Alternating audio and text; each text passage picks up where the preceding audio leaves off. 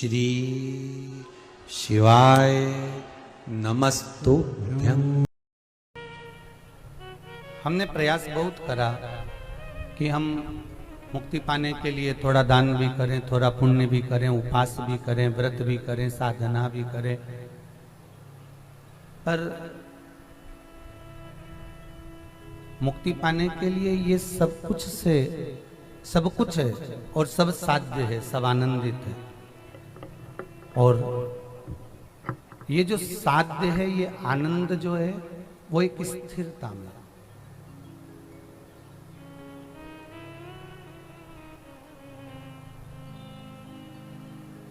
संसार में निवास करने वाला मानव अगर मुक्ति से ज्यादा ध्यान भक्ति पर दे कि भक्ति हमको कैसे प्राप्त हो, और एक बार यदि हमें भक्ति मिल गई तो मुक्ति देने के लिए तो स्वतः आना ही पड़ेगा भगवान।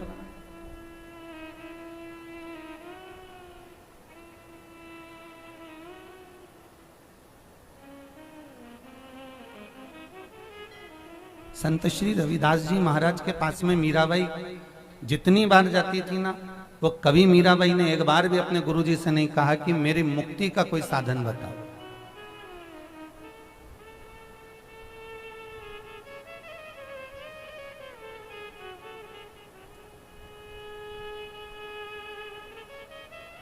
मीरा एक बार भी जाकर नहीं बोली संत रविदास जी से, गुरुदेव से, कि आप मेरी मुक्ति का कोई साधन बता दीजिए।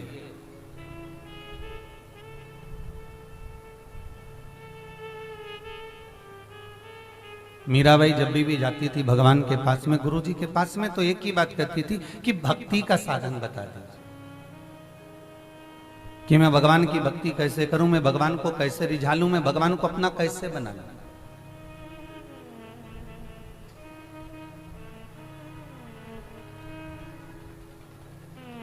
हम भगवान को कैसे अपने पास बुला सकते हैं। अरे लोटा भर के पानी चढ़ाते चढ़ाते तो जिंदगी हो गई रिजीजियों। बोलो रही सही बात है कि ईमानदारी की बात है। माला चढ़ाते चढ़ाते भी हो गई, अगरबत्ती लगाते लगाते भी हो गई, दिया लगा लगा के कई माताएं तो ओटला पे बैठी बैठी बत्ती बनाते बनाते बापरे उनकी जिंदगी निकल गई। कथा में भी बैठे तो बत्ती बनाती रहे, जिंदगी उसकी इसी में निकल गई। बत्ती बनाए भगवान को दिया लगाए, बत्ती बनाए भगवान को दिया लगाए, ये सारी जिंदगी तो निकल गई। इसके बाद भी इनसे पूछो तो शरीर एक बार भगवान मिला क्यों नहीं तुमको अभी तक। और मीराबाई तो कभी मुक्ति के पीछे भागी ही नहीं, उसने तो 2 अगरबत्ती नहीं लगाई, उसने दिया तक नहीं लगाया मीराबाई ने। बस भगवान के चरणारविंद में एक बार दूधा जी बीमार पड़ गए और दादाजी बीमार पड़े दूधा जी, तो मीराबाई को बुलाकर कहा, 4 साल की थी, ए बेटा इधर आ जा, वो दूध का पात्र ले जा और भगवान को दूध पिला कर जा, मंदिर में जा। तो मीराबाई ने पूछा भगवान कहाँ है, तो कि वो मंदिर के अंदर बैठा है। तो मीराबाई ने कहा भगवान ऊपर से नीचे आ गया जो मंदिर के अंदर बैठा। हाँ हाँ जा, सामने मूर्ति है ना भगवान की द्वारकाधीश की, उसको दूध पिला कर आ जा। और मीराबाई चांदी का कटोरा लेकर गई और चांदी का कटोरा लेकर मीराबाई सीधे पहुंच गई द्वारकाधीश के सामने। और दूध का कटोरा तो मीराबाई ने रख दिया सामने और मीराबाई चोटी करने में लग गई। और मीराबाई चोटी करने के बाद हाथ को खासा कर कर धोकर फिर बोली, जल्दी से पी लो, दादाजी बीमार पड़े, मेरे को बहुत सारा काम पड़ा हुआ है, झाड़ू लगाना है, बर्तन मांजना है। माँ तुरंत आवाज लगा देगी, फिर दूध पिलाने वाला कोई नहीं रहेगा, जल्दी पी लो।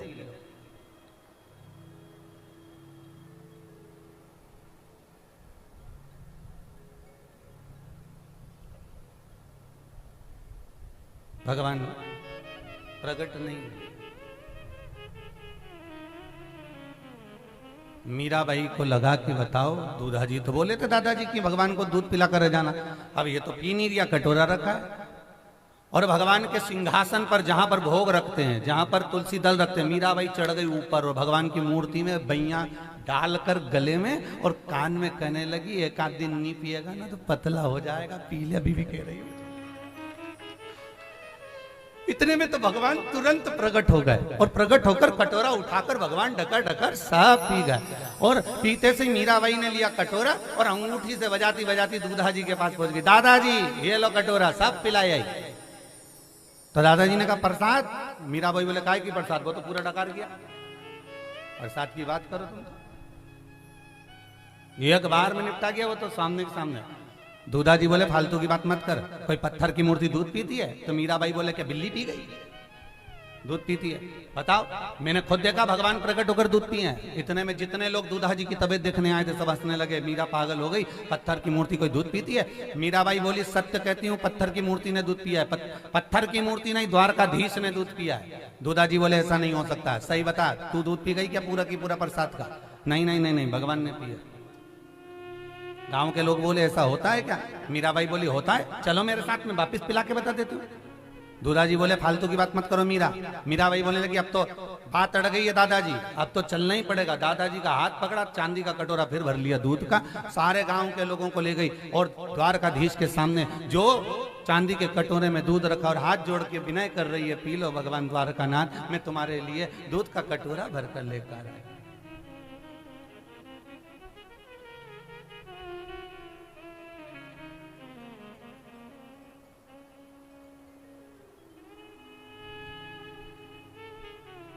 सामने दूध का कटोरा, सब देख रहे हैं, भगवान नहीं आया।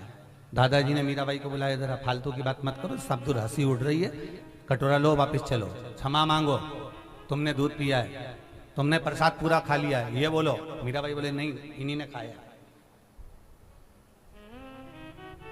हाथ जोड़ के मीराबाई बोली काहे को मेरी नाक कटा रही है? हे द्वारकानाथ, सही में आकर बोल देना कि तूने पिया, झूठ बोलने में क्या जाता है तेरा? चल आ जा जल्दी से बोल दे। द्वारकाधीश आए ना, पत्थर की मूर्ति अब सबके सामने प्रकट कोई होए भगवान, परंतु मीराबाई को लगा कि जरूर कोई बात है, ये प्रकट नहीं हो रहा। मीराबाई फिर चढ़ गई सिंहासन पर और सिंहासन पर चढ़कर बैया डाली गले में और गले में बैया डालकर कान में कहा अगर दूध नहीं पे तो तेरे बाप की सौगंध है। और मीराबाई के सामने द्वारकाधीश प्रकट हो गए और प्रकट होकर कटोरा उठाया, ढकर ढकर पी गए। दूधा जी तो देखते रह गए। बस अगरबत्ती लगाने से, धूप बत्ती लगाने से, दिया लगाने से, पूजन पाठ से पहले सबसे मूल है तुम्हारी भक्ति। और जिस दिन तुम्हारे हृदय में भक्ति का संचार हो जाएगा, अगरबत्ती और धूप बत्ती की तो जरूरत ही नहीं पड़ेगी, मेरा भोलानाथ स्वतः प्रकट हो जाएगा, स्वयं सामने आ जाएगा। आप भाव से उसको रिझाओ तो सही, तुम भाव से नहीं रिझाते। हम बेटे हैं, भगवान को रिझाने का प्रयास कर रहे हैं, एक लोटा पानी भी भर के ले गए, अब पानी भर के ले गए तो मन में इतना अहंकार लेकर जा रहे हैं कि मैं ही मंदिर में रोज जाती हूँ, मैं ही पानी चढ़ाती हूँ, मैं ही दिया लगाती हूँ, मैं ही बेलपत्री चढ़ाती हूँ, अगर मैं मंदिर नहीं आऊँ तो काम ही नहीं चले, मैं झाड़ू नहीं लगाऊं तो मंदिर ही साफ नहीं हो, मैं ये नहीं करूँ तो ऐसा हो ही नहीं। कई कई माताएं तो घर में कह देती है, वो तो मैं जिंदा हूँ इसलिए घर चल रहा है,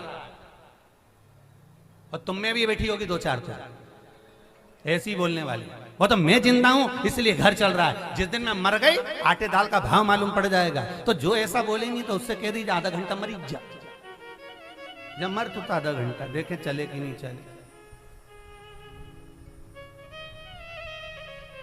अरे किस बात का फूला फिरो रे। मीराबाई के मन में अभिमान नहीं था, मीराबाई के मन में कोई बस भाव था, निर्मल मन सो मोही पावा और मोही छल छिद्र कपट ना भावा। अरे कितने कितने साधु सन्यासी तपस्वी साधक उपासक तप कर करके मर गए साहब, देखो तो सही, सतयुग से उठाओ द्वापर तक में कितने संत, कितने साधु, कितने सन्यासी, कितने साधक साधना कर करके आसपास में अग्नि जलाकर तप कर करके मर गए, भगवान नहीं मिला उनको। मिला क्या?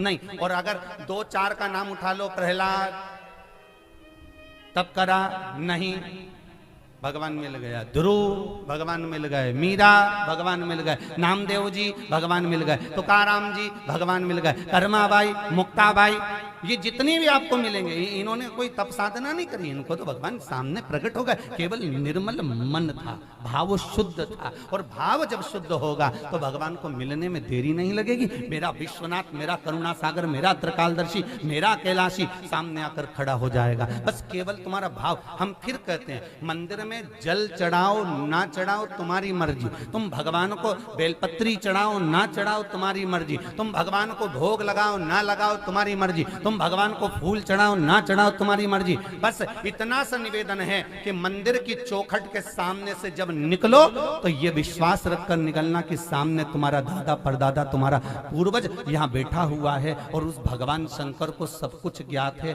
तुम्हारा सुख तुम्हारा दुख सब जानता है।